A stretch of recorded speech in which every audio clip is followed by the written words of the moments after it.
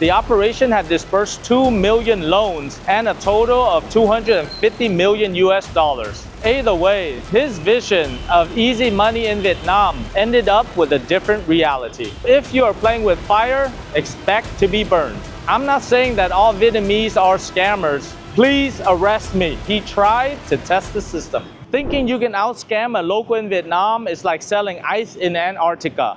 I'm not saying all Vietnamese people are scams or out to scam you, but if there's a shady hustle, I'm pretty sure someone has tried it in this resourceful country. Yet a certain foreigner set up a business in Vietnam to test this theory, setting up a multi-million-dollar loan scam that charged astronomical interest rates. If you think that's a surefire plan for a quick payday, guess again. This brilliant idea crashed and burned, leaving thousands of victims and a swift time behind bars. But hey, if there's a way to ensure that you will spend time behind bars, is by underestimating a country that is famous for not taking kindly to foreign scammers. Now let's break down how this guy from Latvia tried to out-scam the locals and regretted every single dong of it.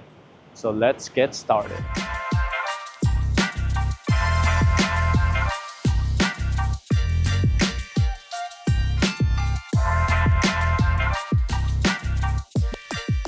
So just in case you are new to our channel, my name is Ken Duong, international business immigration with over 15 years of experience helping people, individuals, and companies to come, invest, live, and work in Vietnam. But also there are many scams that we've seen before, and our goal is to help you avoid it so that you do not get in trouble.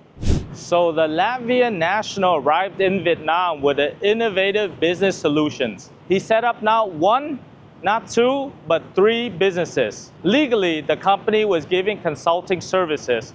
In reality, they lured naive borrowers with two official-looking websites and trapped them in a vicious cycle of sky-high interest rates and hidden fees. Borrowers in need of cash, and there are many of them in Vietnam, with the average income of only $340. All they have to do is go online, fill in a few forms, and then money goes to their bank account almost immediately. It seemed convenient. No messy face-to-face meetings, no contract signed, no drama. But here's the kicker. Failing to pay on time triggered absurd extension fees. What started off as a small loan grew into a monster debt. For example, an individual that borrowed $40 after all the fees and extension discovered that he owed $850. That's like buying a scoop of ice cream and finding out that you have to buy the entire factory. If that's not a monstrous markup, I don't know what is. The operations had been going on for a while. By the time the authorities stepped in, the operation had dispersed 2 million loans and a total of 250 million US dollars. Of that, 160 million was illicit profits. If you think that number should be in a Hollywood heist, you are not alone. One might say that if you're going to scam an entire population, you might as well do it in style. Or, on second thought, just don't scam people at all. But the judges didn't like the fact that he tried to test the system. Which brings us to an important reminder for anyone that's looking to test the system in Vietnam. Never assume that you can outdo local scammers in their own backyard. Vietnam has seen all the tricks in the book, from pyramid schemes to property swindles. The last thing locals need is for a foreigner to think that they invented a brand new scam. Newsflash, if there's a quick and dirty way to cheat people, it's probably been done here already, before you even came off the plane. In case you are curious about large-scale scams, check out our series about the biggest fraud in history by clicking on the right-hand corner. I'm not saying that all Vietnamese are scammers, but the authorities have seen enough to spot a scam a mile away. But more importantly, Vietnamese authorities are cracking down on shady foreign businesses. The days of sneaking in, making a killing, and slipping out unnoticed are long gone. The moment you cross that legal line, you're on a collision course with law enforcement. Jail time in a foreign country is not quite the travel experience that most people dream of. Now, not everyone that comes into Vietnam is looking to scam the entire country. Some folks are looking for a legitimate taste of the booming economy. Smart move. Vietnam is open to real deals and expansions. Cities like Da Nang and Saigon are a magnet for entrepreneurs looking for opportunities that are juicier than a bowl of pho on a rainy day. Don't confuse juicy with lawless. Vietnam's rules are not just mere suggestions. Slapdash business registration or ignoring labor codes is like handing the authorities an engraved invitation to your grand opening. And trust me, that's definitely not the way you want to meet them. To stay out of trouble, you need the right licenses, the right local partners, and a genuine understanding of the regulations. It might not be as thrilling as zip-lining through the jungles, but it's definitely better than zip-lining through hot legal water. That's where legal services like ours come in. We handle the bureaucracy so you can focus on building your brand, driving sales, or exploring Vietnam's endless coffee variations. Follow the rules and Vietnam can be your business playground.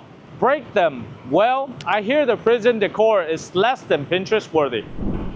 Speaking of staying out of trouble, there's something you can do to keep this channel thriving. 80% of you are not subscribed to this channel. It's like ordering a delicious bowl of pho and not eating it. If you find this content eye-opening, controversial, or simply entertaining, then smash that subscribe button. Why let the algorithm toss you random cat videos when you can stay updated on the real-life drama of foreign scammers, real estate secrets, and the business do's and don'ts in Vietnam? Subscribing helps us uncover the next big scandal or success story, so you are not left wondering how someone else tried to outwit an entire nation. You're probably wondering, what happened to our Latvian mastermind? After the investigation, he admitted to pocketing sizable chunks of cash and amassing millions of dollars of illegal gains over time. Yet when the dust settled in court, the judge handed him only a sentence of 2 years and 9 months.